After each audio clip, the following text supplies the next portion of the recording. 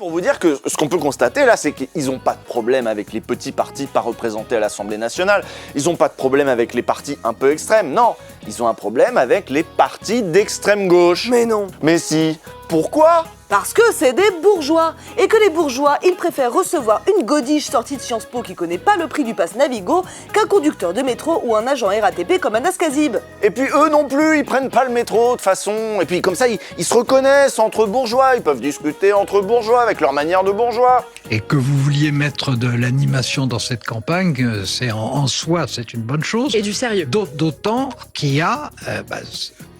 écoutez, je vous dis déjà quelque chose de relativement aimable, c'est pas la peine que vous en rajoutiez vous-même.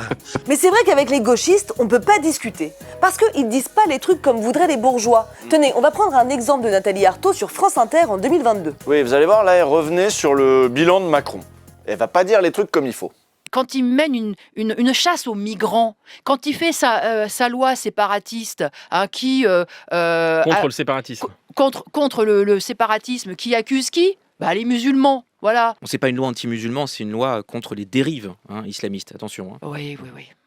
Ouais, c'est ça, ouais, si tu veux, mon gars. Ouais. Ouais, heureusement qu'il est là, Yael Gauze, parce que juste après, elle va redire un truc qui va pas. Non, mais la Nathalie France, Arthaud. elle a bombardé il y a pas bien longtemps au Mali, et elle a bombardé des citoyens lambda, voilà, hein, au Mali. Alors c'est ce qu'on appelle une bavure. En faisant C'est une ce qu'on guerre, appelle une bavure. en faisant Et- une guerre contre le terrorisme Oui, islamiste. mais au vous Sahel. savez, Ce ne sont pas des guerres impérialistes, ce sont des guerres justes de la République, parce qu'en face, c'était des islamistes. Ce que Nathalie Arthaud évoque, c'est le bombardement de Bounty. Il y a eu 19 civils tués par notre armée qui a pilonné un mariage, et la France s'est jamais excusée depuis. Oui, alors c'était peut-être un mariage quand même très islamiste. Et vous voyez, la militante de lutte ouvrière amène sur la table un sujet gênant, même pour l'État français. C'est chiant ça. Ah ouais, oui, c'est terrible. Puis là, ils étaient obligés de l'inviter, donc bon, on va faire avec, mais enfin, bon. Maintenant, imaginez qu'on soit en période électorale, et ça va être beaucoup plus simple. Le plus à gauche, ce sera la France Insoumise, et puis c'est tout. À la matinale d'Inter, les places sont chères.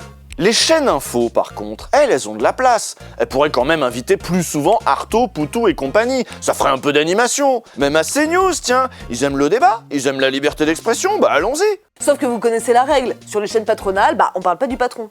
Comment va Bolloré? Vous avez des nouvelles un peu? Écoutez, voilà, Il est sorti de ça. on a fait notre travail. Garde à vue, c'est ça? Peut-être mise en examen, c'est La terrible, ça. justice est indépendante, Il elle n'y a travaille, plus monsieur d'immunité Poutou. patronale. La justice est indépendante. Vous le savez, tous les chiens de garde aux ordres d'un milliardaire, que ce soit Saadé, Bouygues, Bolloré, etc. Ils aiment pas trop qu'on leur rappelle qu'ils font pas du journalisme. Ils font du journalisme patronal. Et vous allez voir, le prochain extrait, il est plutôt marrant parce que tu sens que la meuf, elle l'attendait, l'attaque. Vous direz à Drahi Non, c'est bon, là. si ça lui a Non, mais pas plu. franchement, Non mais franchement, là, effectivement, ça devient ridicule. Vous faites une boyarde chez Hanouna. Effectivement, ça ressemble un peu à ça. mais non. Et c'est marrant, mais là, petite hypothèse, je trouve que l'effacement de l'extrême gauche dans les médias colle vachement avec l'avènement des chaînes info privées. Est-ce que le fait que ce soit les chaînes info qui ont fini par redéfinir le ton pour le reste des médias, c'est pas ça qui a vraiment contribué à l'invisibilisation de tout un courant politique ?